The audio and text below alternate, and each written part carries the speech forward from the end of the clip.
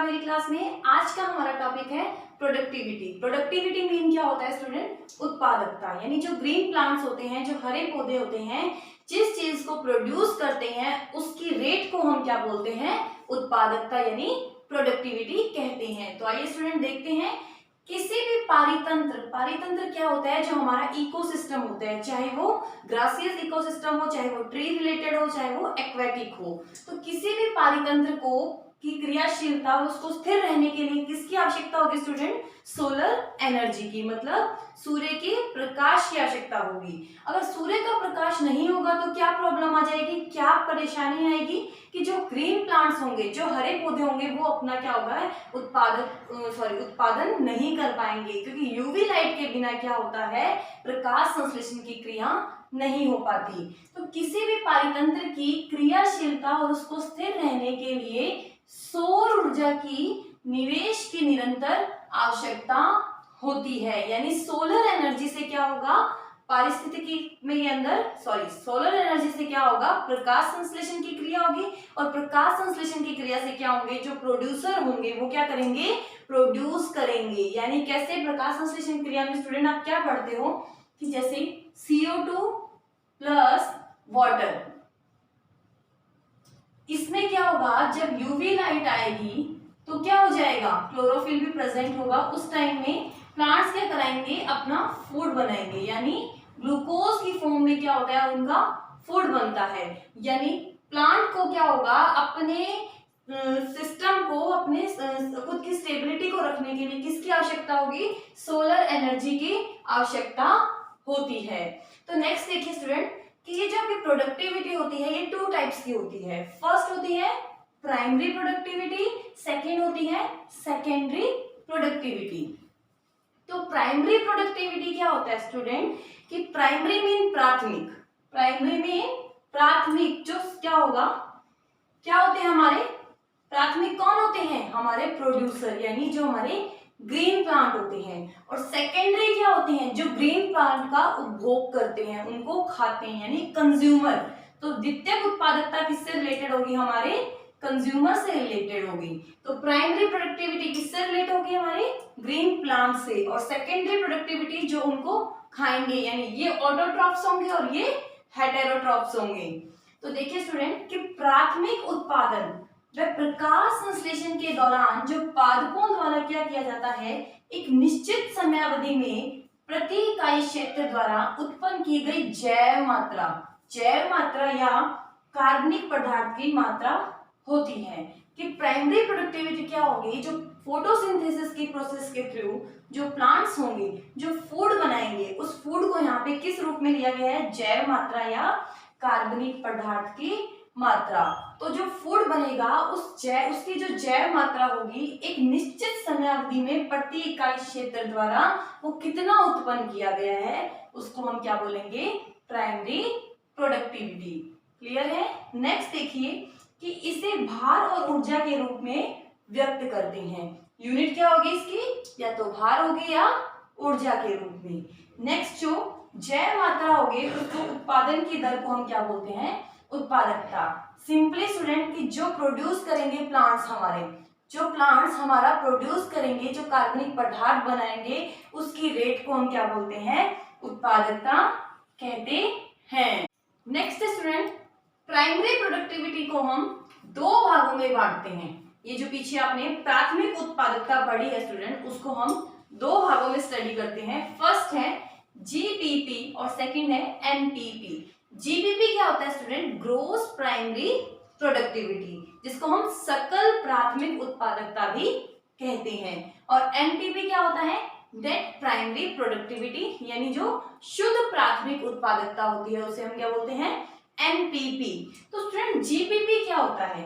GPP में student की जो आप प्रोड्यूसर होते हैं, जो पीछे हम पढ़ के आए हैं प्राइमरी प्रोडक्टिविटी में, कि प्रोड्यूसर ने क्या किया? प्रकाश संश्लेषण के दौरान जो कार्बनिक पदार्थ बनाया था, उसकी जैव मात्रा को या कार्बनिक पदार्थ बनाया था जो, उसकी मात्रा को, उसकी रेट को उसने क्या बोला था? प्राथमिक उत्पादकता कहा था।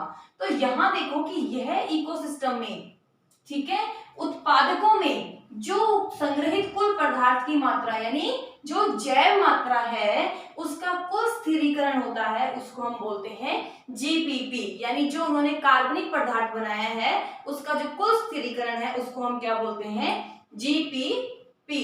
इसे स्टूडेंट कुल प्रकाश संश्लेषण भी कहा जा सकता है। यानी प्राइमरी प्रोडक्टिविटी में जो टोटल कार्बनिक पदार्थ था, जो उसकी टोटल रेट थी जैव उत्पादन की, उसको हम क्या बोलते थे, प्राइमरी प्रोडक्टिविटी। और यहीं पे उसी संग्रहित कुल पदार्थ की किसके अंदर जो उत्पादक थे उनके अंदर जो टोटल जैव पदार्थ है उसका कुल स्थिरीकरण क्या होता है, जीपीपी कहलाता है।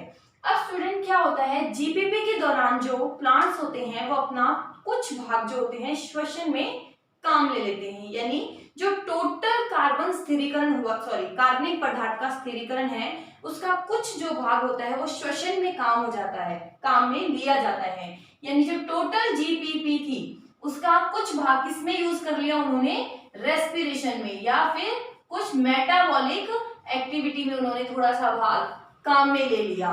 तो क्या देखो, इस जीपीपी का कुछ भाग जो होता है पादप अपने श्वसन में काम में ले लेते हैं। यानी टोटल जो जीपीपी थी उसमें से क्या हुआ, जो कुछ भाग श्वसन में काम में आ गया तो उसको हम क्या बोलते हैं, एनपीपी यानी नेट प्राइमरी प्रोडक्टिविटी कहते हैं। नेक्स्ट है स्टूडेंट एनपीपी। एनपीपी में शुद्ध प्राथमिक उत्पादकता या फिर नेट प्राइमरी प्रोडक्टिविटी।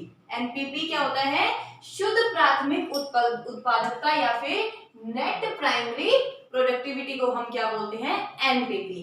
तो स्टूडेंट जीपीपी में क्या पढ़ा था कि जितना भी प्रकाश संश्लेषण के दौरान जो कार्बनिक पदार्थ बनता है, जो बायोमास बनता है, उसका जो कुल स्थिरीकरण होगा यानी जो टोटल वो बनेगा उसको हम क्या बोल रहे थे, जीपीपी बोल रहे थे।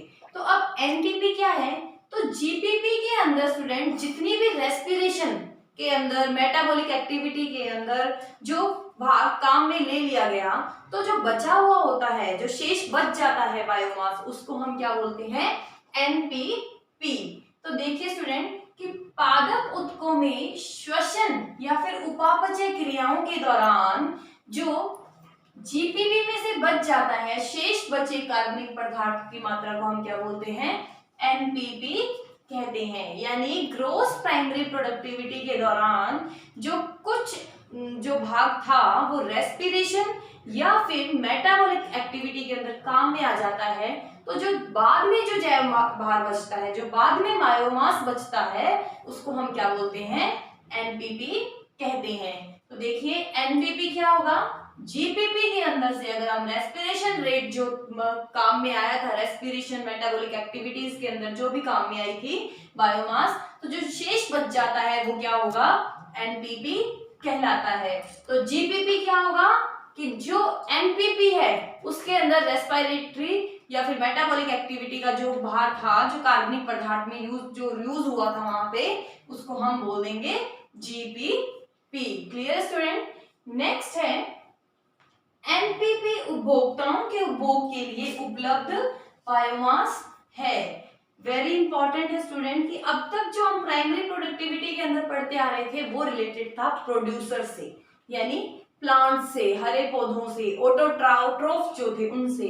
तो अब एनपीपी के अंदर क्या हो रहा है कि जो भी बायोमास बचता है किसके बाद में, जो रेस्पिरेशन के जो जीपीपी के अंदर रेस्पिरेशन के अंदर जो काम में आ जाती है, उसके बाद में जो बचा हुआ भाग होता है जो एनपीपी होता है, तो उसके अंदर जो बच जाता है बायोमास उसको हम क्या बोलते हैं, उपभोक्ताओं के लिए, कंज्यूमर के लिए वो क्या होता है, यूज में आता है। तो अब हम जब पढ़ रहे थे कि प्राइमरी प्रोडक्टिविटी किसके लिए यूज हुई थी, प्रोड्यूसर के लिए। तो प्रोड्यूसर के अंदर क्या, वो प्राइमरी प्रोडक्टिविटी के अंदर क्या था कि सारा का सारा जो बायोमास था वो क्या कह रहा था, प्राइमरी प्रोडक्टिविटी। अब प्राइमरी प्रोडक्टिविटी के दौरान जो बच जाता है, ठीक है, जीपीपी के अंदर जो रेस्पिरेशन के अंदर जो काम में आ जाता है कार्बनिक पदार्थ, उसके बाद में जो बचा हुआ होता है वो किसके लिए अंदर यूटिलाइज होगा, उपभोक्ताओं के उपभोग के लिए उपलब्ध जैव भार होगा। नेक्स्ट है स्टूडेंट सेकेंडरी प्रोडक्टिविटी यानी द्वितीयक उत्पादकता। तो प्राथमिक उत्पादकता किसके द्वारा थी स्टूडेंट, प्रोड्यूसर के द्वारा वो क्या होती, प्राथमिक उत्पादकता की जा रही थी। और सेकेंडरी प्रोडक्टिविटी किसके द्वारा होगी? द्वितीयक उत्पादकता के द्वारा जो बायोमास बनेगा उसको हम बोलेंगे सेकेंडरी प्रोडक्टिविटी। तो देखो, द्वितीयक उत्पादकता के अंदर मैंने आपको स्टार्टिंग में बताया था कि प्राइमरी प्रोडक्टिविटी के अंदर हम प्रोड्यूसर को इंक्लूड करते हैं और सेकेंडरी प्रोडक्टिविटी के अंदर हम किसको यूज करेंगे, किसको इंक्लूड करेंगे? कंज्यूमर को इंक्लूड करेंगे। तो विषम पोषियों द्वारा, यानी जो कंज्यूमर्स होते हैं, जो अपने फूड का निर्माण खुद नहीं कर सकते, जो हेटेरोट्रोफ्स होते हैं, उनके द्वारा जो ऑर्गेनिक मैटर बनता है उसके निर्माण की दर को हम क्या बोलते हैं? द्वितीयक उत्पादकता। यानी अगर हम प्राइमरी प्रोडक्टिविटी से इसको कंपेयर करें तो हरे पौधों द्वारा बने कार्बनिक पदार्थ के निर्माण की दर को हम क्या बोलेंगे? Primary productivity. और सेकेंडरी प्रोडक्टिविटी क्या होगी कि कंज्यूमर द्वारा जो नए कार्बनिक पदार्थ की निर्माण की दर होगी उसको हम क्या बोलेंगे? Secondary productivity. नेक्स्ट देखिए स्टूडेंट्स, कुछ इंपॉर्टेंट पॉइंट्स हैं जो आपको एग्जाम की दृष्टि से बहुत ज्यादा इंपॉर्टेंट है। देखिए, नोट कीजिएगा इसे। प्राइमरी प्रोडक्टिविटी से रिलेटेड है कि एक निश्चित क्षेत्र में पादप जातियों के निवास पर निर्भर करती है कि प्राइमरी प्रोडक्टिविटी क्या है कि जो एक एरिया है उसके अंदर जो पादप जातियां हैं, कौन कौन सी पादप जातियां वहां पे निवास कर रही है उस पे डिपेंड कर रही है। देखो स्टूडेंट्स, पादप जातियों पे इसलिए डिपेंड कर रही है ये, क्योंकि ऐसा तो है नहीं कि एक जगह सारी जातियां मिलती हो, कहीं जीरोफाइट्स मिलते हैं, कहीं मेसोफाइट्स मिलते हैं। तो मेसोफाइट की जो प्रोडक्टिविटी होगी वो जीरोफाइट की प्रोडक्टिविटी के सेम तो होगी नहीं। इसलिए क्या होगा कि एक निश्चित एरिया में जो पादप जातियां होंगी उनके निवास पर क्या होगी? प्राइमरी प्रोडक्टिविटी डिपेंड करती है। नेक्स्ट देखिए, विभिन्न प्रकार के पर्यावरणीय कारकों, यानी पर्यावरणीय कारकों मतलब उसके लिए वो एनवायरनमेंट है, जो क्लाइमेट है वो अनुकूल है या प्रतिकूल है।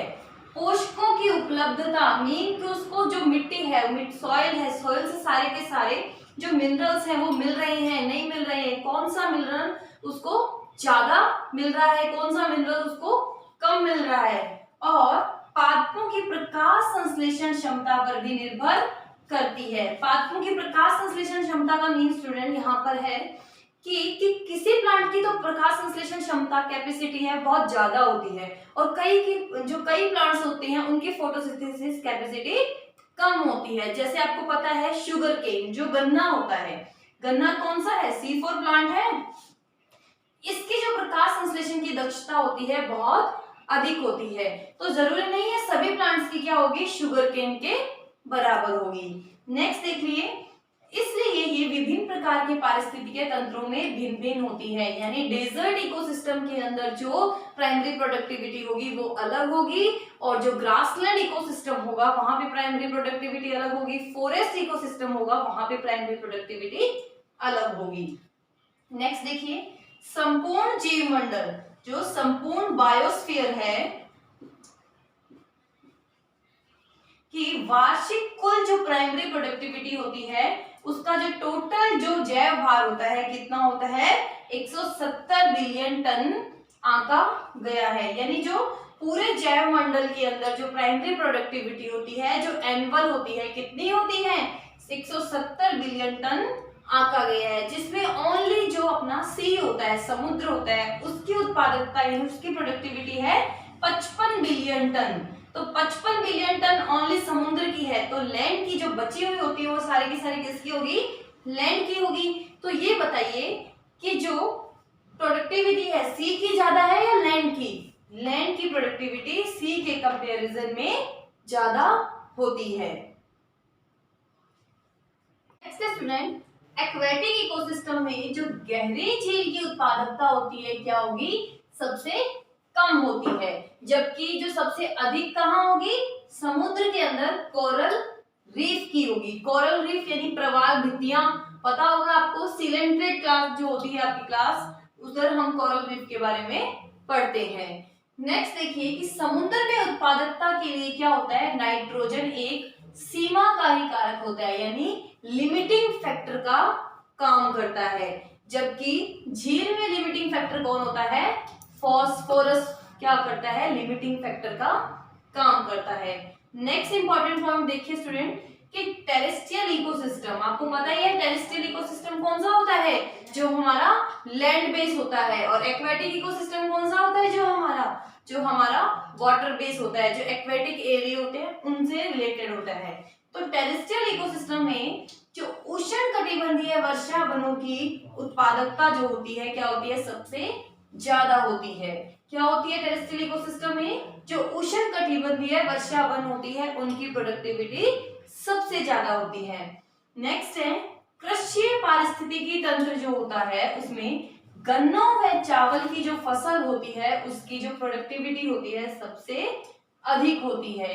किसकी होती है, जो कृषि पारिस्थितिक तंत्र होता है उसमें किसकी प्रोडक्टिविटी सबसे ज्यादा होती है, शुगर केन की और राइस की। नेक्स्ट देखिए स्टूडेंट कि प्रति इकाई क्षेत्र में उष्णकटिबंधीय वर्षा वनों की उत्पादकता क्या होती है, सबसे ज्यादा होती है। कि जो आपका प्रति इकाई क्षेत्र होता है उसमें उष्णकटिबंधीय वर्षा वनों की उत्पादकता क्या होगी, सबसे अधिक होती है। क्या हुआ स्टूडेंट कि हमारी जो प्राइमरी प्रोडक्टिविटी होती है या प्रोडक्टिविटी होती है किस पे डिपेंड होती है, इकोसिस्टम पे, उसी इकोसिस्टम के फैक्टर्स पे, जो उसको प्रभावित जो कारक होते हैं कौन कौन से, पोषकों की उपलब्धता, पर्यावरणीय जो कारक होते हैं, प्रकाश संश्लेषण होते हैं, सब पे क्या करती है, वो डिपेंड करती है। उसके अलावा एक्वेटिक इकोसिस्टम में हमने देखा कि झील की उत्पादकता तो सबसे अधिक होगी और समुद्र में जो कोरल रीफ होंगे, सॉरी झील की उत्पादकता सबसे कम होगी और समुद्र में जो कोरल रीफ होगी उसकी उत्पादकता सबसे अधिक होती है। उसके अलावा समुद्र में जो प्रोडक्टिविटी के लिए नाइट्रोजन लिमिटिंग फैक्टर है और झील के अंदर फास्फोरस एक लिमिटिंग फैक्टर का काम करता है। टेरेस्ट्रियल इकोसिस्टम के अंदर उष्णकटिबंधीय जो वर्षा वन होते हैं उनकी क्या प्रोडक्टिविटी सबसे अधिक होती है। कृषि पारिस्थितिक तंत्र में शुगर केन की और राइस की प्रोडक्टिविटी सबसे अधिक होती है। लास्ट है प्रति इकाई क्षेत्र में उष्णकटिबंधीय वर्षा वनों की उत्पादकता सबसे अधिक होती है। तो स्टूडेंट्स हमने आज की क्लास में पढ़ा productivity, primary productivity, secondary productivity और प्रोडक्टिविटी के टाइप्स पढ़े, जीपीपी और एनपीपी। तो थैंक यू। आई थिंक आज का चैप्टर आपको मेरे को समझ आया होगा। Thank you. I think student आज का जो हमारा टॉपिक था प्रोडक्टिविटी आपको अच्छे से समझ आया होगा। Thank you.